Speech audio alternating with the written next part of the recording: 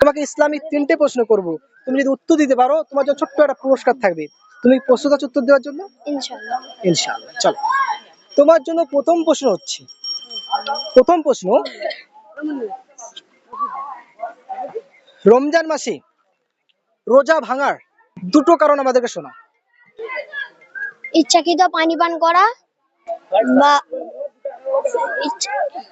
রোজা ভাঙার, রোজা ভাঙার কারণ তিনটে, দুটো।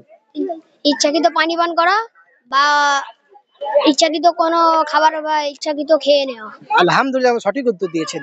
সুপ্রিয়, প্রথম প্রশ্ন করেছিলাম, আলহামদুলিল্লাহ খুব সহজেই তিনি উত্তর দিয়ে দিয়েছেন। আপনারা পাশে থাকুন, সঙ্গে থাকুন, আমরা সরাসরি দ্বিতীয় নম্বর প্রশ্ন ফিরে যাচ্ছি। তোমার জন্য 2 নম্বর প্রশ্ন হচ্ছে, রমজান মাসে যে তারাবির নামাজ পড়া হয়, তারাবির নামাজ ইমাম আবু হানিফা রাহমাতুল্লাহ আলাইহির মতে কত রাকাত নামাজ? 20 রাকাত। এটা কি কনফার্ম করে নেবো? কনফার্ম। 100 এ 100? 100। না অপশন চাই কোনো? অপশন